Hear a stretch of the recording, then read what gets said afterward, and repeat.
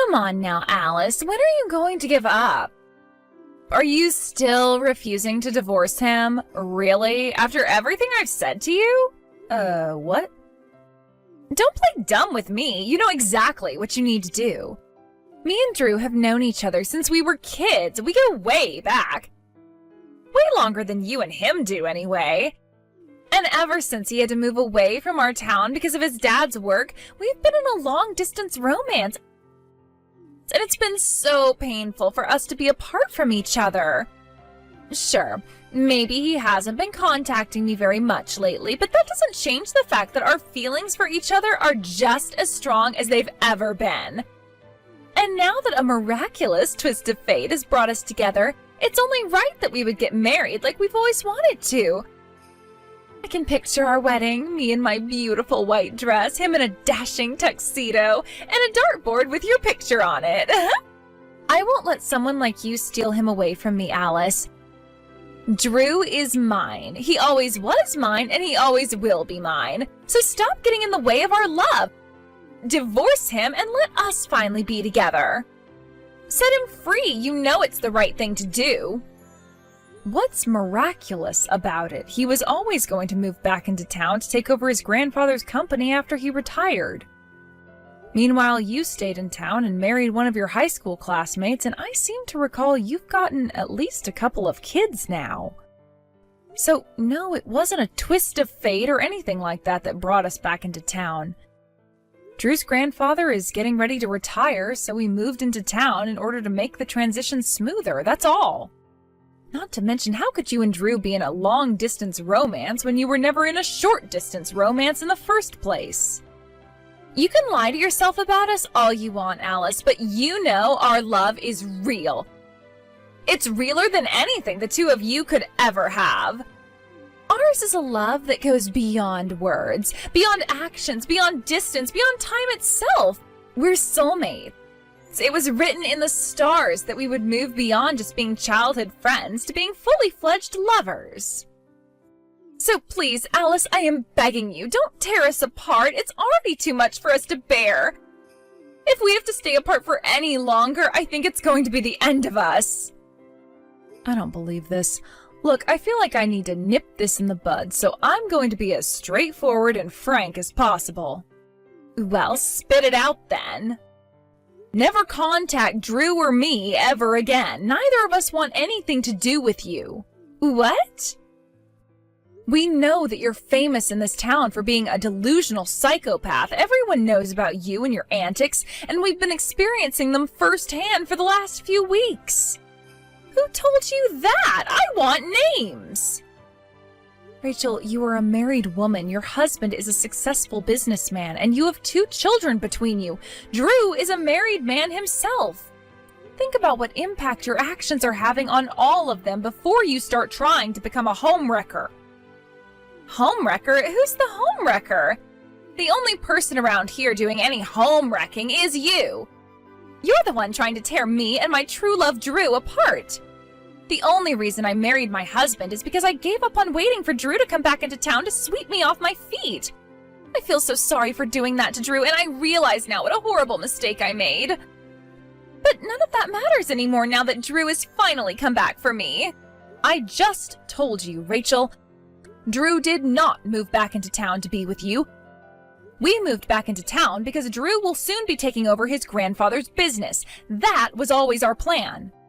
How many times do I need to tell you this for that to sink in? Drew did not come here for you.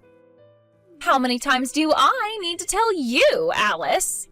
Obviously, Drew's plan all along was to marry me once it came time for him to take over his grandpa's company. That's the only reasonable conclusion. You haven't said a single reasonable thing to me in the entire time I've known you. You're the unreasonable one, Alice, not me. You're so unreasonable that you can't even see that you're not wanted. Drew gets sick just by looking at that hideous face of yours. Ugh, you make me so mad. What is wrong with you? Why can't you just listen to what I'm telling you?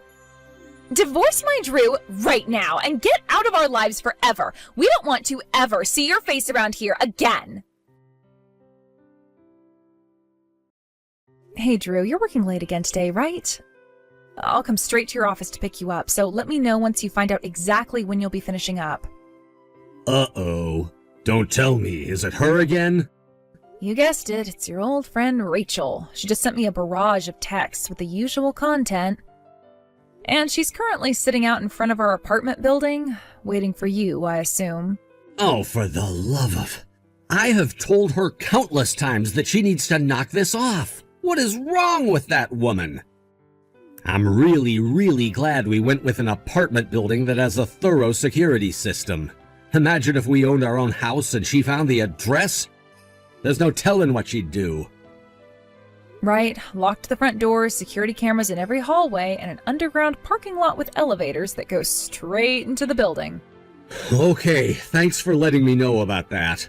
I'm so sorry you have to deal with this.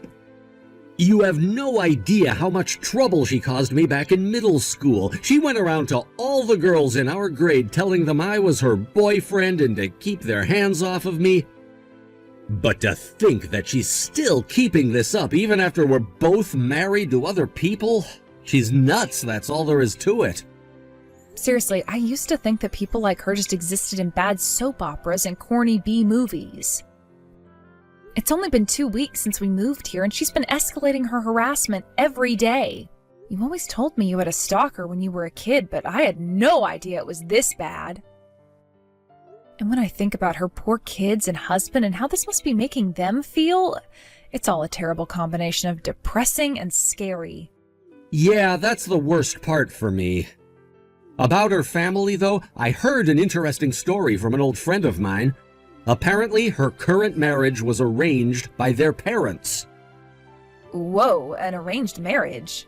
At the time, the company her husband runs now was teetering on the brink of bankruptcy, and Rachel's father, an influential businessman in his own right, agreed to supply the company with much-needed funding in exchange for her getting married to the former owner's son. Wow, that sounds like something medieval European nobility used to do. Right? It's honestly crazy that either Rachel or her husband consented to it, but for whatever reason they ended up getting married. It gets more interesting, though. Their positions have reversed. Right now, Rachel's dad's company is failing, and her husband's company is the one giving out financial assistance. Seeing as though Rachel's dad did save his company back in the day, it makes sense he would want to return the favor, but it's also a big reason why it would be difficult for him to divorce her. The friend who told me all of this actually is a drinking buddy of Rachel's husband's, and apparently all it takes is a few beers for him to start talking about how badly he wished he had an excuse to get rid of her. Wow, that is one messy family situation. Yikes. Right, but knowing how much of a disaster area Rachel is, I can't say I blame him. Seriously. Okay, well, I gotta get back to work now, Alice. Oh, right, you're at work now. I'm sorry, honey, I'll let you go. Nah, it's fine. I should be thanking you. All I've got left on my plate today is some last-minute preparation for my business trip next week, so I'll probably be leaving in about an hour. I'll call you when I know for sure. Gotcha. Talk to you later. Tick-tock, Alice. Every day is one day closer to the day Drew and I will finally be together. There you are, Rachel. What's up with the stack of divorce papers you left on our mailbox? Huh? What do you mean? You know what I mean. You left a stack of divorce papers in our mailbox with your signature on it. Just what do you think you're doing, Rachel? I don't get this at all. Oh, oopsie-doopsie. Looks like I switched the envelopes. I guess the one I gave to my husband was the one I meant to give to you, and the one you have right now is the one I was supposed to give to my husband. What? I guess I should have probably written something on the envelope so I could identify them easier. Would you mind meeting up with my husband and trading envelopes? Hold on. Does this mean that you actually intended to divorce your husband? Of course! Drew is finally signaling to me that he's gonna leave you for me, and that gave me the courage I needed to kick my useless husband to the curb. This is giving me a headache. Exactly how is Drew signaling anything to you? I know everything, Alice. Drew's going out of town on business today, right? Oh, and don't bother trying to hide it. Your daughter told my son all about it at daycare yesterday. I mean, yes, he is, but what does that have to do with anything? Aw, you poor thing. You really don't get it, do you? Drew used your daughter to get a message to me through my son. He wanted me to know. Sure, he's telling you it's for business, but the truth is that he's using it as cover to finally be together with me. No, it's just an ordinary business trip. How can you be this delusional? You're just telling yourself that to cope with the shame and sadness of your husband abandoning you. But you finally get it now, don't you?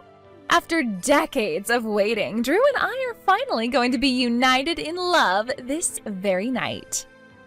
I know my words are falling on deaf ears right now, but every single thing that you just said is a bunch of deranged, delusional, psychopathic nonsense. You really are determined to deny reality, aren't you?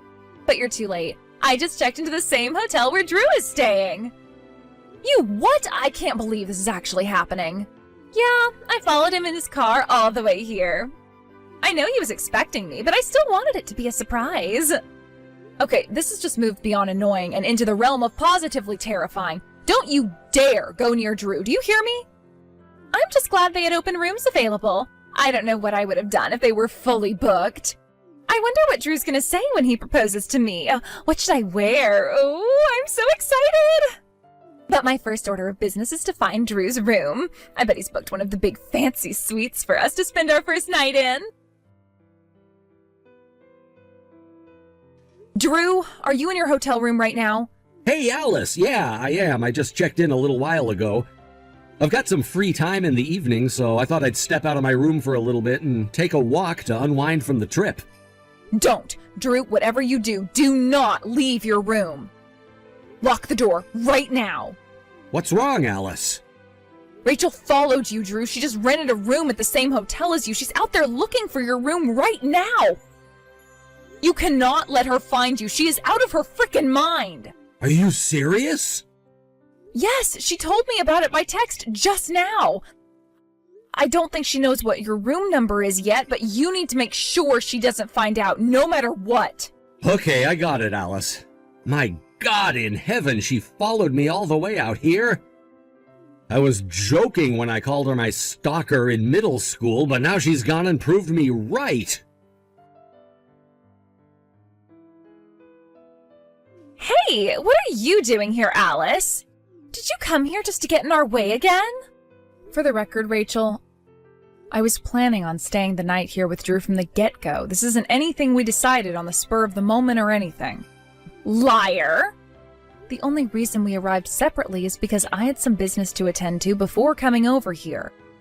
Then what is going on? Explain yourself! One of our client companies is celebrating the 30th anniversary of their founding, and they're having the party at this hotel tomorrow. They invited Drew as the successor to his grandfather's company, and Drew asked me to accompany him. But why would he want you to come along? Drew's grandfather always had his wife attend these sorts of social events with him in order to have a closer, more familial relationship with his business partners. Since Drew will be taking over for his grandfather soon, he wants me to do the same. I don't understand. Let me put this to you in the simplest terms possible. Drew is introducing me to his clients as his wife. That's not... One more thing. I'm pregnant with our second child right now. No, that can't be! I hope this should all make it very clear that Drew has zero interest in leaving me or marrying you. Well, do you get it now, Rachel? But Drew is mine! Good morning, Alice. I'm not too thrilled to say this, but I've decided to allow you to stay married to Drew. Also, if it makes you feel better, I'll let you think that I was mistaken that Drew was going to propose to me. How generous of you. Oh, and one more thing. Those divorce papers I left at your house, you can throw them away for me. I was a bit flustered at the time, but now that I think about it, I'm quite lucky I gave those to you by mistake. If I had actually given them to my husband, he might have actually divorced me. Yeah, about those divorce papers, your husband told me that he's already submitted them to the courthouse. What? He submitted them? Yep, he just told me about that this morning. Oh no. You see, before I headed over to the hotel yesterday, I stopped by your house to deliver the divorce papers to your husband, just like you asked me to do. I handed him the signed papers, explained the situation, and had a little chat with him before I headed off. You what? He said he would call your parents and his together for a more in-depth discussion as soon as possible. And that's the last thing I've heard about the situation, so if you want to know more about why he chose to submit them, you'll have to ask him. What's going on? Why? How could something like this happen to me? Do you need to ask me? Think about it, Rachel. One thing I will tell you, though, is that Drew is absolutely disgusted by your psychopathic stalking of him. Stalking? That's nonsense. I have done no such thing. We told you time after time after time to leave us alone, but you not only kept telling me to divorce my husband, you followed him to his hotel in another city. What do you call that if not stalking? But I love him! The feeling isn't mutual. Goodbye, Rachel. Rachel's husband finally found the excuse to get rid of her that he'd been waiting for. While it may have been a one-sided obsession on Rachel's part, the fact remains that she was about to leave her husband for another man. He called both sets of parents together right away. He quickly laid out the reason for the divorce and had his lawyer take care of everything immediately. In the ensuing divorce proceedings, full custody of both of their children was awarded to Rachel's husband, and any property division or alimony that would have gone her way was eliminated due to her indefensible and incomprehensible behavior. At the same time, the funding that was being provided to Rachel's father's company was cut off, and 6 months later, the company went bankrupt. I ran into Rachel in town the other day, though she looked like she had aged about 20 years since I last saw her. From what I hear, she's been working all sorts of unpleasant jobs in order to both keep herself out of the poorhouse and help her dad pay off his debts. She turned and ran away as soon as she saw me, presumably out of shame. Now that we're free of her psychopathic obsession and disturbing delusions, my husband Drew and I have finally found some peace in our lives.